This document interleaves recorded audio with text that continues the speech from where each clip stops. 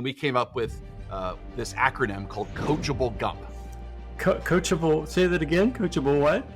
GUMP, like Gump. Forrest Gump. Like Forrest, okay. All right, I like it. So these are the characteristics that everyone needs to look for in Okay. the interview. So this is what my recruiters look for. So the first is coachable. So a coachable person means if you tell them, hey, I need you to try this today. I need you to go say this or call this or do this. And they say, no problem, boss. I'll let you know what happens. Okay. That's coachable. It's just, I will run the play, you call the play, and then I'll give you feedback on if it worked or not. G for GUMP, right? So G. So what we're saying is goal-oriented. Yeah. Goal-oriented. And I'll do this really quick. So goal-oriented, if they're a big G, it means that their goal, they've already come up with their own forecast, their own goals, their own strategy, their own, how they're going to do it. It's all on them. Like the big G is it's all on them. You're just there to support them and remove the obstacles and give them help. That's a big G. Right. Little G is a little more collaborative. No G is you have to micromanage them and be on them. Hey, what's your goals? Can you give me your numbers? Can you turn your numbers in? Yeah. Right. Got it. Okay. All right, that's it. So next is unleashed. You is unleashed. The simplest way to understand if you have someone that's leashed is if they're truly unleashed, then they just don't give you any excuses. Right. Next, M is for motivated. Okay. And I'm spending a lot of time on this one lately when it comes to training as well. But motivated, think of motivation, Rick, is like the endurance to achieve your goals. Okay. I like that. Okay. Last is P for procedural base. Mm. In NLP language, it's an option-based person or it's a procedural-based person. Okay. So option versus procedural, an option-based person is really more of that.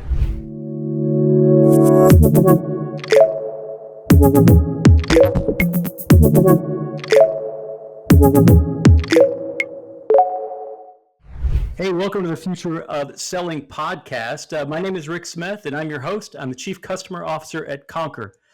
Conquer is a sales communications platform, and we sit natively inside of Salesforce, which is pretty unique for the industry. We work with some of the largest clients or largest companies in the world, enterprise companies. And so great to be here with you today. I've been in and around sales for much of my career as a COO, a CEO, Chief Revenue Officer, and now Chief Customer Officer at Conquer. So again, thanks for being here. But enough about me. I want to introduce our guest today. Our guest is Jason Forrest. So Jason is the founder and CEO of Forrest Performance Group, right? Jason is also one of the world's top-ranked sales gurus. So I feel pretty privileged, right, to have a relationship and know someone who's a top-ranked sales guru. He's created programs like Warrior Selling and leadership sales coaching. He is here today to share his vision about kind of where the sales industry is going, but also I want to spend some time talking with Jason about FPG and how they're making a difference in the industry. He and I worked together for a time back in 2020, and so we've got some history together and a relationship we've kept going over time. So just really glad to have have Jason with us. So Jason, welcome. Appreciate you being on the show today, and appreciate being on the podcast for a good conversation. Thanks, Rick, for having us. I'm looking forward to talk about the future of selling. It's the only thing I've ever obsessed about my entire life is sales. I know one thing very well. I know that to be the case, right? And I listened to another podcast, and he talks a lot about the fact that nobody ever chooses to be in sales. And I was kind of they kind of end up there. And I was going going back through one of my favorite books of yours, which is The Mindset of the Sales Warrior. I've got it on my desk here, and I was reading the foreword again about how when you were in college and that experience with your professor, right, and how it kind of how it set you on a path and on a journey to really dive into sales. So anyway, I thought that. So we'll hit that today, I'm sure, at some point. I do want to start though with a few fun facts, if that's okay. Can I start with a couple of fun facts? Please, fire away. All right. So first fun fact, that you've made your first sale when you were 8 years old at your father's jewelry store. That's pretty incredible. So do I have that right? Is that correct? That's correct. Yes, but it was my father's jewelry store, and I was 8, and so you do have so maybe it wasn't maybe it was an assist rather than kind of on your own, right? So I definitely did it on my own. I think being a cute 8-year-old kid in your father's jewelry store probably gives you an advantage.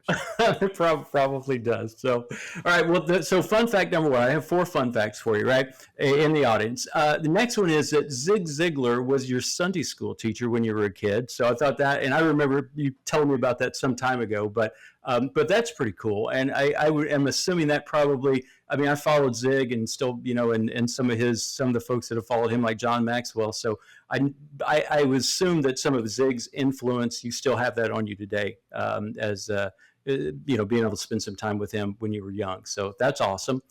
Yep, 100%. You are a master practitioner in neurolinguistics, right? And you've written multiple books. And again, the one I've listened to on an annual basis is The Mindset of a Sales Warrior. So it's a great book. And I want to dig into some of not we don't have to get into the book, but I definitely want to get into some of the mindset pieces of that today as we go through it. And then also, kind of the fun fact is you're kind of a fashion guy, right? More so than me. And I've known you for a while now, and I've honestly never seen you without a jacket. You always have on a cool looking sports jacket. And I'm kind of jealous of that, right? Because I only have a couple and you've got all and anyway, I think that's a fun fact. And you even gave me some coaching one time on a pair of shoes that I was wearing. I don't know if you remember that or not. I don't remember that. No. Just let me tell you this right now. I never wore them again. It was good coaching. It was solid coaching. And I was like, you know what? He's absolutely right. These are orange, not khaki. So I never wore them again. So anyway, there's some fun facts, and I think we'll be able to dive into some of that as we go through the conversation today. Sound good? Sounds great. Cool. All right, well, let's get started. And so tell us about what is FPG? What is Forrest Performance Group all about? Sure. So we're about giving our customers an unfair sales advantage through hiring the right salespeople. So we are a recruiting company, through training those salespeople to be the best version of themselves, as well as creating sales management structures and systems to make sure that the coaching continues on. So those are the 3 things. We want to give people unfair advantage, which I can talk about today, like what the unfair advantage actually means. And again, and how we do that is through on the recruiting side, helping them find the right people, and then onboarding them, training the existing people to sell like the top people, as well as teaching the sales managers how to be the Nick Saban of sales leadership. Okay, gotcha. So I want to come back to the unfair advantage. I would like you to unpack that a bit. But as I was thinking about today's conversation and kind of what you guys are doing today, when I was working with you in 2020, tell me if I'm characterizing this incorrectly. A lot of the focus was on sales training and sales coaching, and there was a smaller recruitment piece of it. But at some point, I think that you kind of gave recruiting its own thread as well, or its own part of the business. So went from kind of a 2-part, sales training and sales coaching to no, we're going to recruit as well, and then we're going to train, and then we're going to coach. And maybe it's those 3 that kind of, create that unfair advantage that you're talking about. So talk a little bit about that transition and why you moved into a recruiting piece of the business, or really started putting more focus on that. Well, the main reason is because in order for a salesperson or a sales team to make their numbers, I mean, obviously they have to have the right mindset. They have to have the right processes. They have to have the right language, which we can talk about, the right scripts on how to handle these objections or how to open a conversation. So they have to have all of those. Right. But you have to also make sure you have the right person that wants to do those things. I mean, I think every human being is capable. So maybe I'll just end it with wants to do it. Because if anyone wants to do something, I can definitely get them to do it.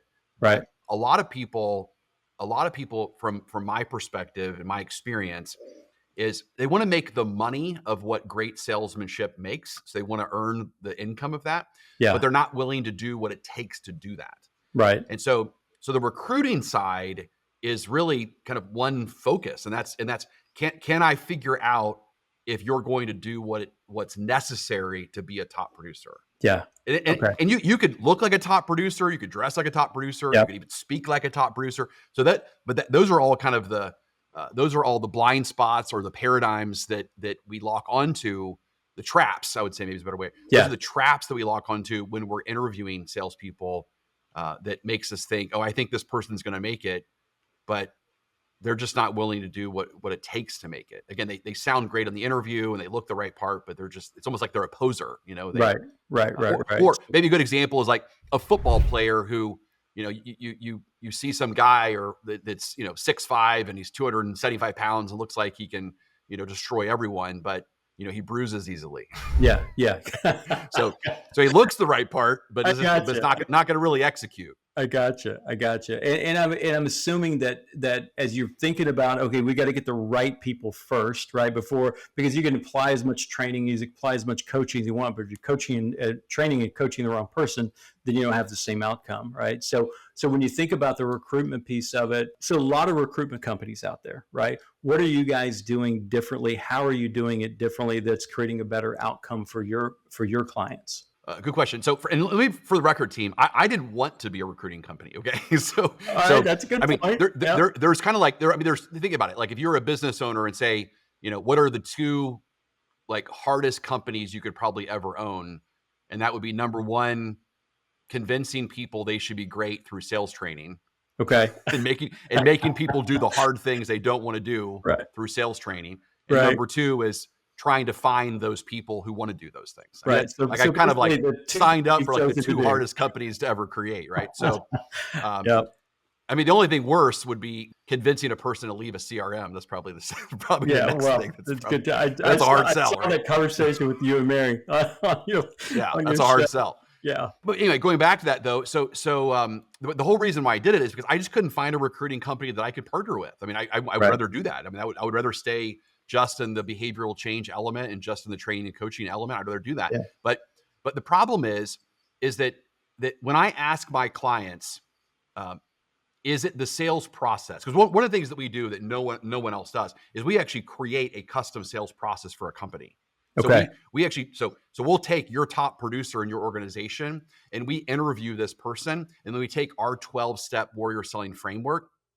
It's ranked number 3 in the world right now. And so we take our framework, we take the top producer's language, and we literally memorialize, like, here's what the top producer says and does in order to close business that the average and bottom are not doing in the same organization. Okay. So we know the script works. We know the process works, right? We then, of course, execute that and teach that to all of the employees. And the reason why I started the recruiting company is because people would say, your training's not moving the needle. Okay. But then I would ask the follow-up question to the owner, and I would say, well, do you believe that if people do you believe it's the sales process fault? I mean, that if people follow the sales process 100% of the time, would you be making your sales goals? Right. And I said, before you answer that question, if you say, no, I think it's the sales process, then that's actually really good information for me to know. And that's an entirely different conversation. Yeah. So I'm curious. This is kind of like my kiss of death fate question here, and but 100% of the time they respond back, no, I think your process is perfect. And they do, and it has to be perfect because again, I'm not making this stuff up. I'm just taking my framework and I'm taking your top producer and I'm literally just mimicking their language. So it has nothing to do with which a lot of my competitors. I mean, they have generic concepts. So they have a generic concept and they try to get adoption from across the audience. Right. And then you have people that are like, this doesn't really apply to me. It doesn't really work. Well, we remove all of that because again, the top producer co-wrote this thing. Yeah. Yeah. Okay. Gotcha. So then the question is, well, why is it not moving the needle if it's exactly what the top producer says and does? Right. Well, it's because we had, there's a huge majority of people that just don't want to be great. Like they just don't want to do these things. Right. They don't want to embrace the conflict. They don't want to do it. So that's what led me into starting this recruiting company. But that also is what gives us an edge. Okay. Because if you ask any other recruiting company besides us, tell me what you're looking for in a salesperson. Yeah. Okay.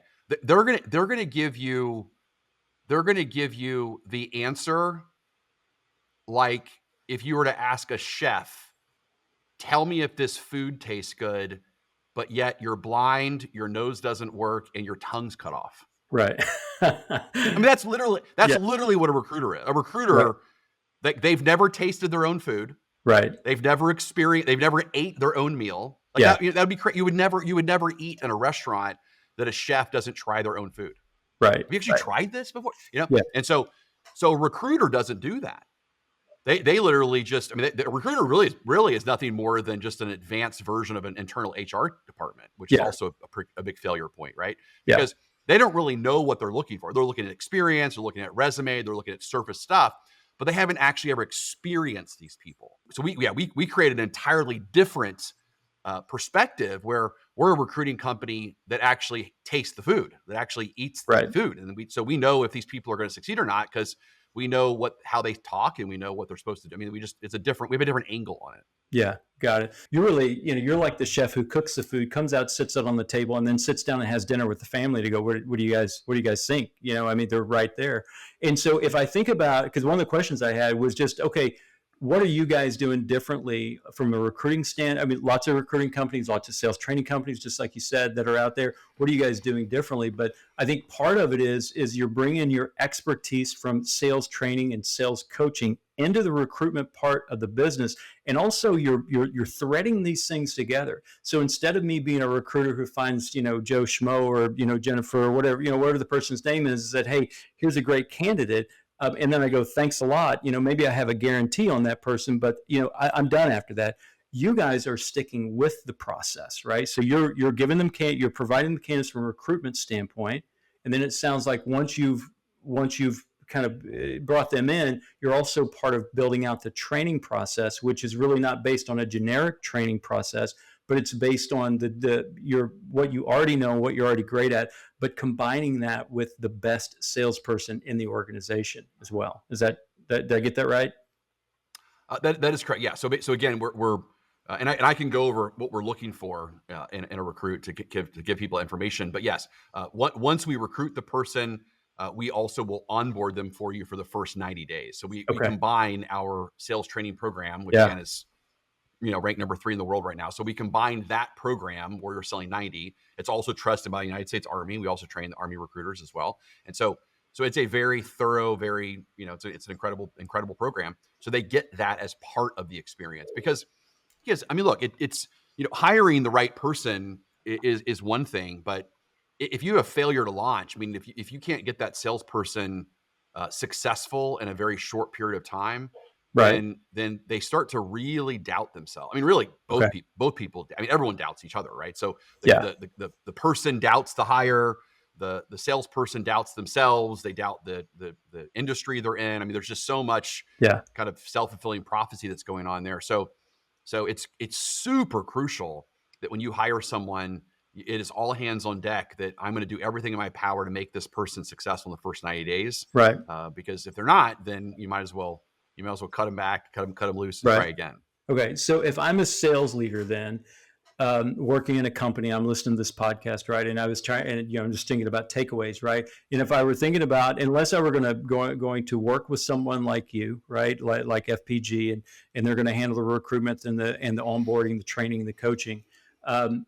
Unless I'm going to do that, maybe even if I'm going to do that, what are the couple of things I need to know that I need to be thinking about as a sales leader when I'm thinking about, okay, I've got a maybe I'm expanding my sales team, or I'm filling some empty roles in my sales team.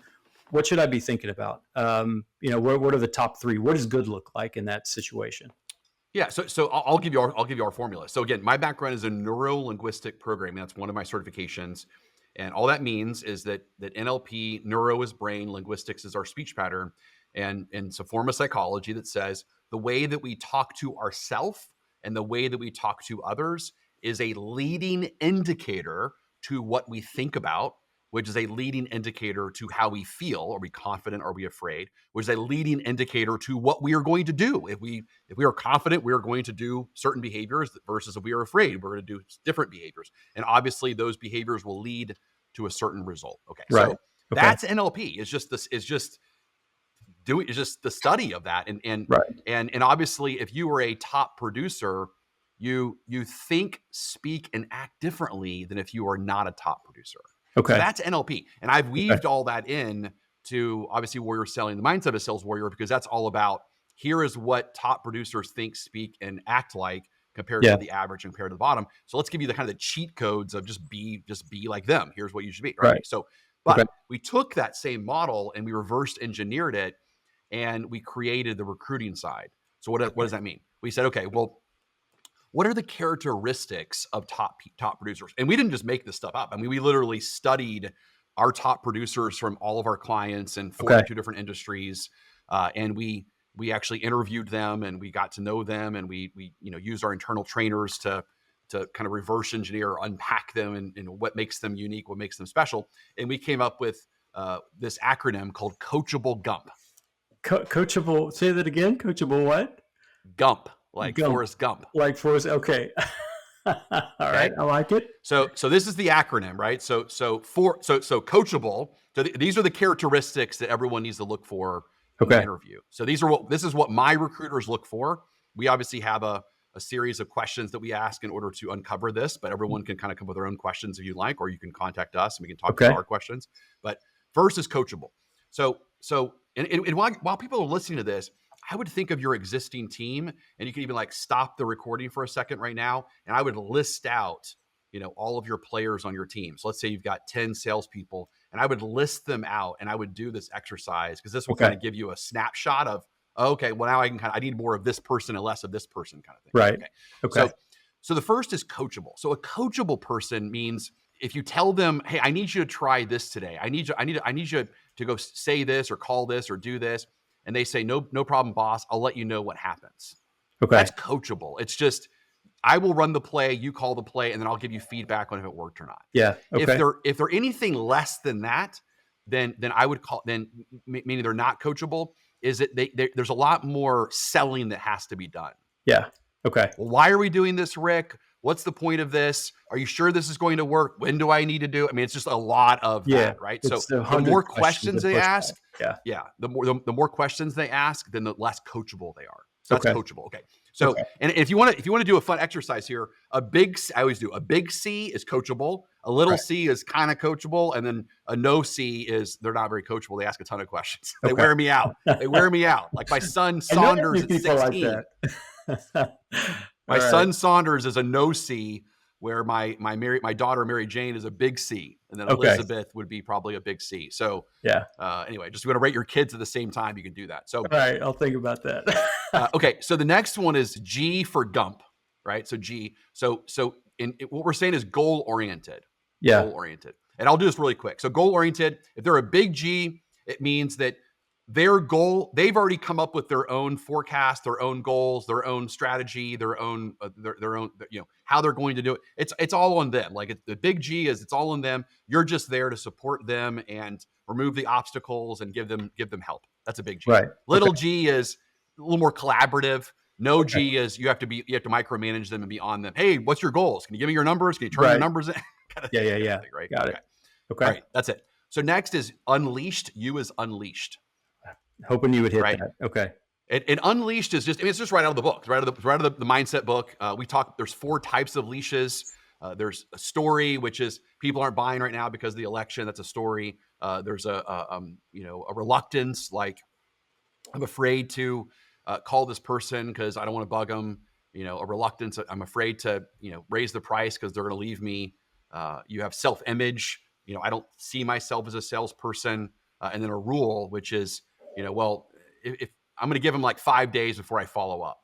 Right. Okay. So it's kind of an arbitrary thing. So unleashed is that. So the simplest way to understand if you have someone that's leashed is if they're truly unleashed, then they just don't give you any excuses. Right. So if you say to them, like right now, think of your 10 salespeople. And if you say, tell me what's stopping you from selling more. Right. Okay. If they say, I just need to figure out how to get through the gatekeeper. I just need to figure out how to convince them to pay our higher prices. I just need to be a better closer. If they say they're unleashed. Okay. If they say, as soon as you get me better marketing, as soon as we lower the prices, as soon as we, so if it's external. others, external. If it's external, they're very leashed. Yeah. Okay. Got it. Okay. Next. M is for motivated. Okay.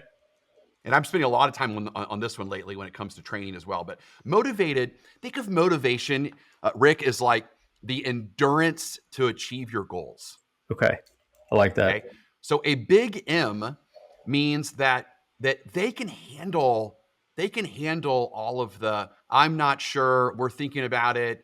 They just keep persevering. They're relentless. They keep trying. They keep just I'm gonna follow up 50 times. I'm gonna, follow up till they buy or die. I mean, it's just there's this Yeah. constant endurance, right? Yeah. If they've got a low M or no M, then as soon as they get the first, oh, I don't know. I don't think the timing's right, Jason. It kills them. Like Right. they basically can only handle like kind They're of out. one rejection a day, and then they're like they need to like go take a smoke break or Right. go. You know what I mean? They can't do anymore. Like they're kind of Yeah. done, right? Got it.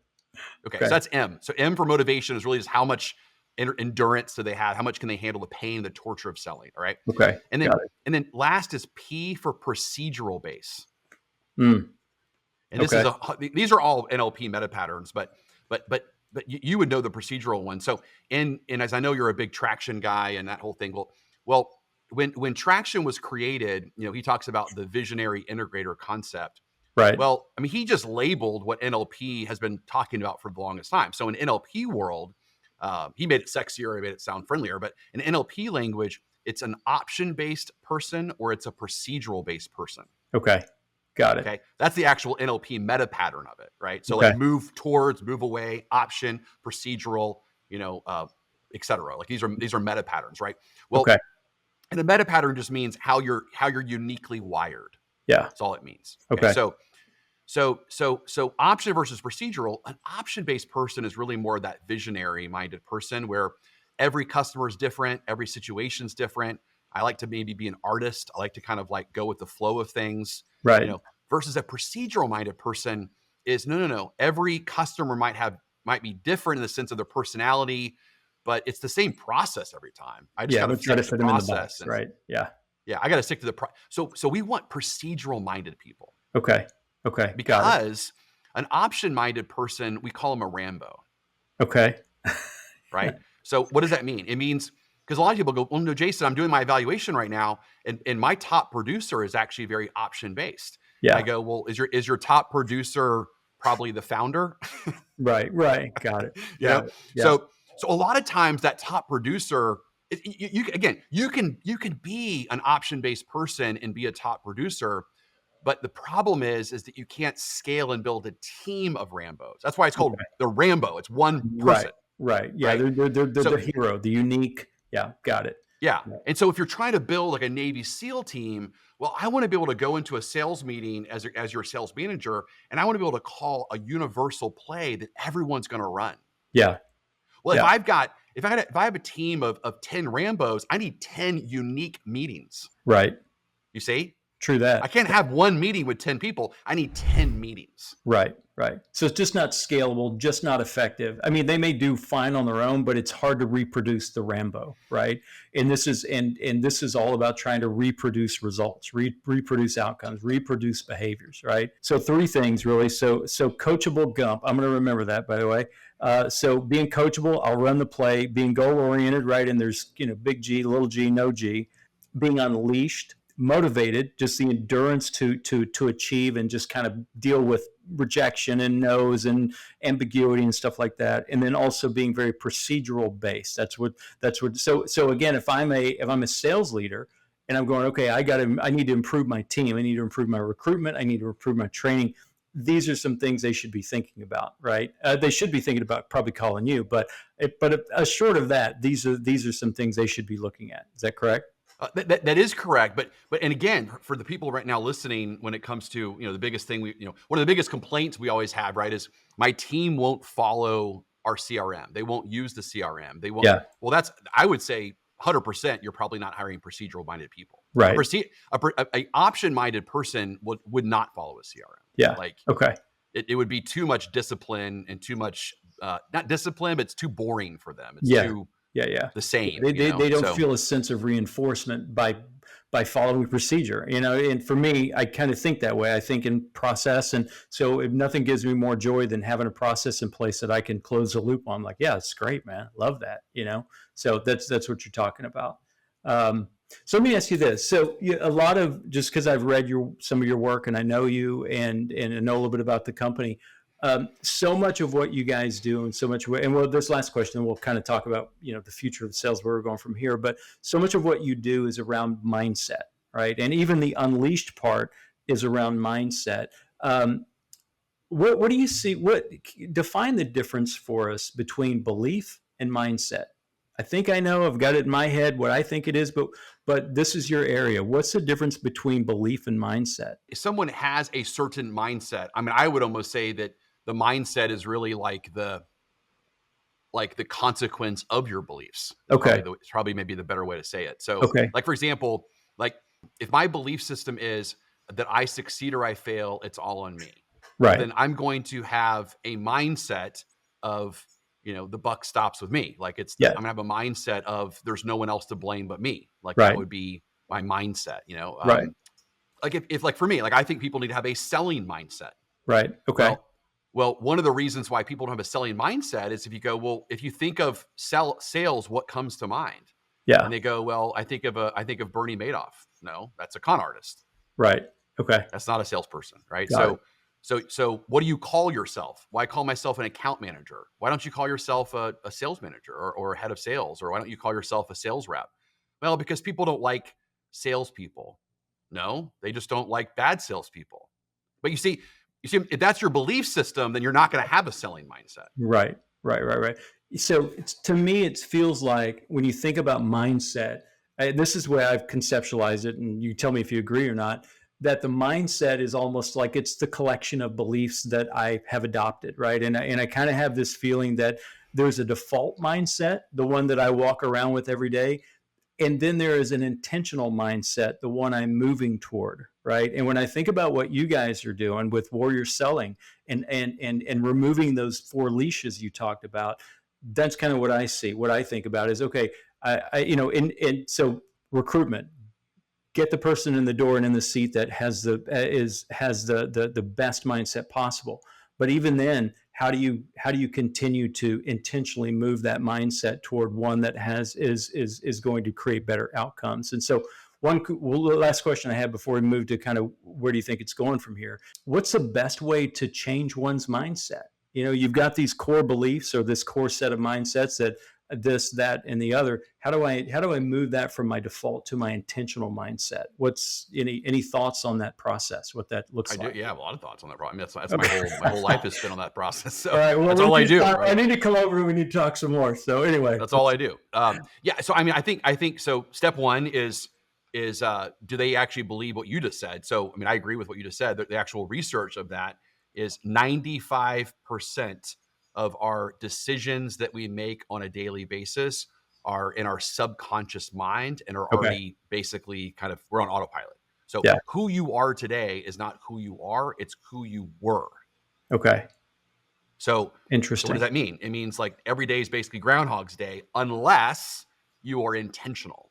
Right. So if you add that intentional part, which is I want to actually be consciously aware of what I'm doing today, and I want to be a conscious being of choice, and I want to say I'm going to do X because I want to receive Y, and I'm intending to do this. Like here's the intention I have, here's the outcome I'm desiring, and I'm moving towards this intentionally.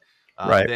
Then now you're taking control over your hard drive. I mean, it's almost like if you remember the scene from The Matrix, where Morpheus, gives Neo and says, "Hey, do you want to take the red pill or the the blue pill?" Blue pill, yeah. The red pill is he's basically born again. I mean, that was the whole thing. But right. But that was very awkward. It was. I mean, he threw up. If you remember when he was kind of rebirthed. Yeah. Well, I mean, really, in my opinion, if you want to fight the 95% of your autopilot happening, then you really have to take the red pill every day. Right. So every day it needs to be like a metaphorical thing of, do I like what I got yesterday? Do I like my results from yesterday? Yeah. And if the answer is yes, then you go, okay, great. Well, I'm just going to do again. I'm going to do what I did yesterday. Yeah. But if the answer is no, then I need to choose to take the red pill today and be conscious of, what am I going to stop, continue today that's different from yesterday? I mean, that's the only way it's going to work. Otherwise, you're never going to get out of the matrix. So the first thing is just being consciously aware, as much as one can be, of those leashes or of that mindset that's controlling us, right? And we all have it, right? We all have something there. So being consciously aware of that, but then also being consciously aware of what our intentional mindset is. I mean, I've even got to the point of like, I've got 10, whatever you want to call them, in my mindset that I think about, right? That I write down a lot. Try to use that as to compare every day to. How did I do? How did it compare to my intentional mindset? And use that as an opportunity to keep growing. So if you agree to that, or that process, that's what we're trying to do, then if I'm a seller, right, and I'm trying to get better at this, I'm trying to improve, and I feel like I've got these leashes that are holding me back, then that's one of the key steps, is trying to identify what's holding me back, and then moving toward a more intentional outcome, a more intentional mindset, more intentional belief system, in order to improve my outcomes for me, my team, my organization, my family, the whole thing. Does that sound right? It does. And the simple question you ask yourself is just like, what stops me from doing X? Okay. So, Okay. so Yeah. like, so for example, or another way, and this is all kind of part of my coaching as well, but like it would be like looking through the eyes of blank, what would that person do? Yeah. Okay. Right. So looking through the eyes of, of whatever, Jason Forrest, what would he do in this situation? Yeah. What would, or looking through the eyes of, Elon Musk, what would he do? Or Right. whoever you're trying to emulate. And Okay. then it's like, because you want to separate yourself from yourself. Yeah. Right. You want to, as Joe Dispenza say, you want to break the habit of being yourself. Right. Okay. Right. So No, I like that. Right. So then it's okay. Well, because I myself am going to answer this probably incorrectly. So first I need to figure out, well, what's the picture of who I Yeah. want to be, and what would they think, do, and act? And Okay. then I need to ask myself on a daily basis the hard question, and that's, well, what stopped me from thinking, saying, and doing those things? Right. Okay. That's a great pro tip. I love that question. Okay. Good deal. Good deal. So I know we've been talking for about almost 30 minutes now. Let's kind of look to the future a bit, if you don't mind changing gears to some degree. From your perspective, consummate visionary, right? I know that about you. What do you see as the future of the sale? I mean, what's the salesperson of the future look like? You got AI technology making its way in, and so a lot going on there, a lot of automation. What do you think the salesperson of the future looks like 5 years, 10 years from now? What are you seeing? I mean, I 100% believe AI is going to have a huge impact. Here's the simple problem that we're in right now. The problem we're in, I'll tell you the problem, and then I'll tell you the advantage, right? Okay. I think that's the simple way to do it. So, because I'm very Charles Munger-like in the sense of, the ex-partner, or the former partner of Warren Buffett. He passed away this past year, but Yeah. His whole thing was, focus on the problems and then kind of solve those, and you'll usually get to the solution. Versus Okay. like this kind of, it's more of a contrarian way to do. So, Right. So I think, so here, what are the problems? The problems are that obviously AI gives a person a tremendous advantage. It's if you think of AI, if let's say even me, and I feel like I have a pretty good like photogenic brain when it comes to all the stuff that I listen to and I read. I mean, I still probably can only retrieve less than 10% of all the stuff that I've read at any given moment. Okay. Yeah. So and I'm pretty fast at that stuff. So Right. So, Yeah. but obviously AI can retrieve 100% of it within 5 seconds. So there's a huge advantage of that. But I do believe. So here's what I would say. I would say that the AI, that the salesperson that is enhanced by AI will 100% beat the salesperson that is not enhanced by AI. So I will 100% agree with that point. Okay. Okay. I also would say that there is a huge opportunity based upon the next problem. The next problem that we're in right now, and I'm not sure how fast we're going to identify this problem or experience this problem. The youth today doesn't talk to people anymore. Okay. True. So like case in point, I got 3 kids. 2 of them, one of them right now is in a relationship. And I asked Mary Jane, my daughter, she's 15 years old. And I said, hey, how often do you and Ethan, talk on the phone? And she said, we don't ever talk on the phone. What are you talking about? You're like dating each other. No. We Snapchat. And I was like, oh, so you like text each other? She said, no, it's mostly snapping. So you don't even chat. You're just snapping without the chat. Right. So think about that. You have a generation, that's being raised right now that they don't even know how to like talk to people. They don't know how to influence the opposite sex. They don't know how to like have I mean, when I was a kid, my parents got me my own teenager line. I had my own line because I would literally occupy the phone line, and no one could get through to my parents, right? Right. So I spent my entire childhood, flirting with girls and talking on the phone with girls, and so I had a lot of reps of like using my voice to Right. persuade people to go on a date with me, for example, Yeah. right? So Okay. okay, so I had hundreds and thousands of hours of reps. Well, let's compare that to a kid now that's graduating has a minute of a rep. Right. Okay, Okay. so the problem is sales is advanced communication. Yep. So I take people today that are generation, my generation, kids of the 80s that were used to talking on the phone and used to talking to people. I have a hard time teaching them advanced communication. Advanced communication is sales. Yeah. Okay. Basic communication is, where do you want to go dinner? Right. So, Right. Yeah. so if you think about this, so it's hard enough for me to convince a person who has been talking their entire life to be an advanced communicator. How the heck are we going to do it with a person like my kid who Yeah. doesn't talk at all to people? Right. Okay. Yeah. So that's the problem. So where's the opportunity? Well, I would say I'm kind of old school in this one, but I would say anyone listening in right now, I think there's going to be a really cool, interesting opportunity. If a human being can still learn advanced communication, I think it will be like, sending someone like a handwritten letter that we get today. Yeah. Okay. Yeah. Got it. Right. So I think part of the future of selling is similar to the past of anything, that Okay. that if a person can still master some of those old school concepts, it will give them a huge advantage. Yeah. Okay. Gotcha. So as we see, two things come together, just to repeat what you said, two things come together, the emergence of AI and the fact it impacts and, makes people better, faster, all those things. Right. And then the fact that we've got a generation that's coming up that, I mean, everything I get from my daughters, it's text, right? I mean, it's a picture, it's a video, it's a text. I mean, they don't call, right? So individuals who may not have that skill. So if I were brand new into sales, right? Now we're thinking about how do I get better, right? How do I prepare myself for the future?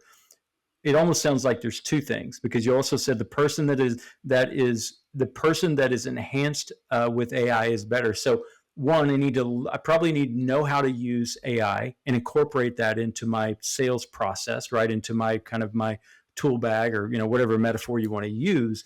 But then also I've got to find a way to continue to hone my skills in advanced communication, right? Is that right? That would be correct. So if you're going to almost put Okay. like a ranking order of it, right? So it's like the future of a salesperson, the bottom person is the one that's, that is not an advanced communicator and obviously doesn't use AI. And then you have the next person, which is not an advanced communicator, but uses AI, is going to be better. And then you have a person who, is still mastering the old school art of advanced communication, which is sales. Combined with using AI is obviously going to be the superior person, because I still do it. I mean, don't get me wrong. Like I love AI. I mean, our company, our theme for 2025 is FPG AI enhanced. Right. And so, Okay. we're very big on AI here, and everyone has a sticky note on their desk that says, how can AI help me today? Right. So I'm the most probably annoying CEO on the planet right now, because every time someone asks me anything, I go, I don't know, what does ChatGPT say to do? Like I'm constantly trying to condition my team to use the resource of ChatGPT to the point that if I had a prospect right now, this is a quick tip that everyone can do. I have a simple prompt in ChatGPT right now that's already ready to go. Okay, that basically gives me a quick summary of a company that I'm talking to. If you're a prospect and you're on my calendar, instead of me spending 20 minutes researching you that I used to do, I can literally be like 2 minutes prior to the call, I go into this prompt and it will give me like a very nice paragraph of exactly what you do. And it's written, I have it written, like, give it to me like an eighth grade reading level, share me some, like who's this person's like ideal customer, what are probably their biggest problems, what are their competitors. And so I just quickly had that in the prompt. So then when I'm talking to them, they're like, how much do you know about us? I'm like, oh, well, here's your biggest competitor. You guys have been doing this for X number of years. Your Yeah. biggest challenge is blank. Does that kind of sum up so far what I've learned about you? Like, yeah, Yeah. you nailed it. That was like, Yeah. took me 15 seconds to type it in. Yeah. And I read it in 2 minutes where it used Wow. to take me 15 minutes. So that's Yeah. a great example of That's huge. Yeah. That's AI huge. enhanced, Yeah. AI enhanced. AI enhanced, AI efficient. Yeah. That's huge. So as this new generation's coming up and they're learning to be expert communicators, right? What if they're working with clients who are not as expert, in that expert communicator? Does that make a difference from your perspective? I mean, is there a gap there now? If you've got those skills, you can always advance them, but you can also kind of pull them down maybe for somebody who's not as advanced as you are. So does that question Well, make so I sense? would actually say that the advanced communicator is that one who can make it very easy for the other person to answer the question.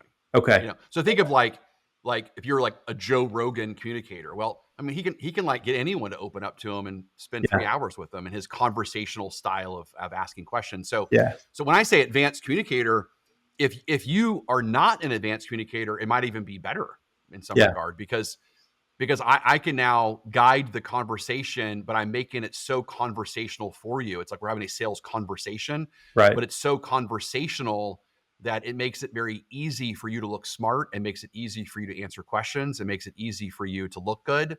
So Yes. I'm not making you work at all.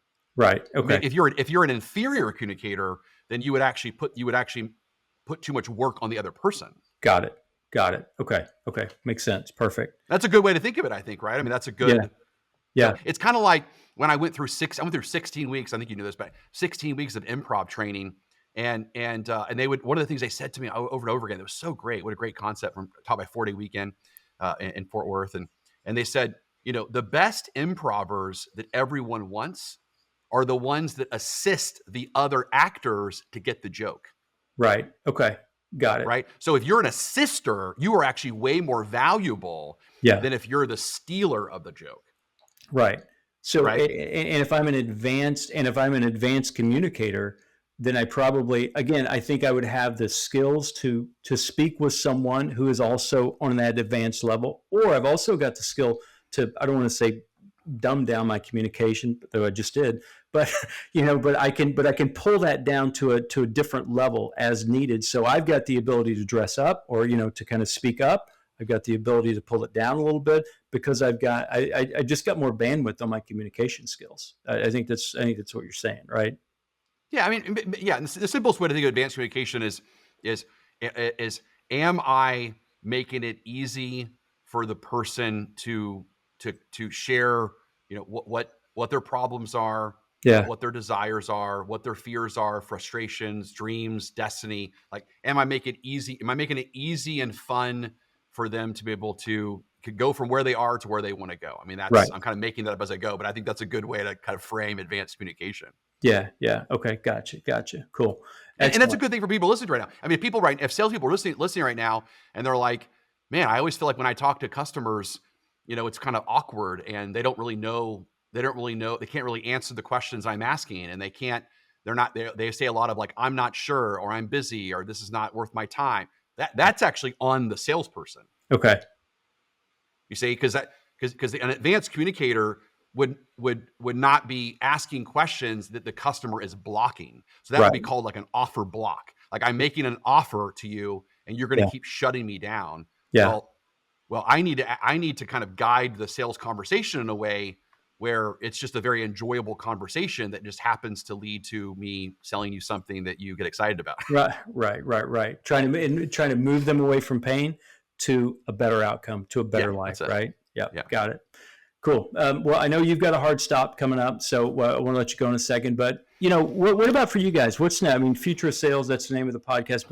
What's the future of FPG right now? Where are you guys heading from here? I mean, just improve the current product offering, or do you have something else on the horizon as well, or what do you think? I mean, we definitely finished the book, the Warrior Selling Book. You can actually go to warriorsellingbook.com. Okay. warriorsellingbook.com, and you can get a free digital version of the book. Oh, cool. That is our 12-step sales process. Or you can go to Amazon and buy it as well, which we'd love for you to do that too. But there's a digital version on warriorsellingbook.com.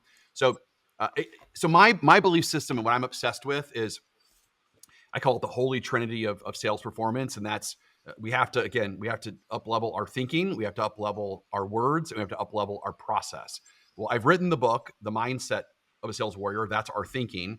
And I've now written the book Warrior Selling, which is the 12-step sales process. Okay. The third one they're working on is the language of selling. And that's all the these words. scripts. That's all the words. That's all the scripts. So that'll kind of complete that. And then I would say the last thing that I'm really just kind of obsessed with right now is I'm obsessed with asking all of our clients, what is stopping you from getting 100% conversion rate? Okay. And I really try to push them to tell me whatever it is. And as long, they can't blame outside things, they have to, take ownership. And then what I'm really trying to do right now is I'm trying to create curriculum for our clients that's geared towards solving those relevant problems. Okay. Got it. So it's like, think of us as like a training DJ in the sky, where so many training companies out there, again, it's more generic frameworks versus like, what's really stopping me from selling more this week? And so we're all obsessed over, okay, well, because if you think about it, I mean, if you currently have a 20% conversion rate and the goal is 100%, well, there's, what are the reasons that 80% got away? Yeah. And so I want to know those reasons, and I want to create custom just-in-time training for those specific reasons. No one else on the planet's doing that. Wow. That's incredible. And you would do that by customer, by client, right? I mean, that's the engagement with that client. So wow. It's the engagement with that client. And obviously we're further along in certain industries than others. But that's really the obsession. Because again, I want a salesperson, I want eventually this would be like a great goal of mine, is a company says, I keep asking the question, we keep solving the problems, and they go, no, mercy, Jason, you've now answered all the questions. We just need to execute now. Okay. So I'm looking for, we just need to execute, right? Yeah, I got you. Cool.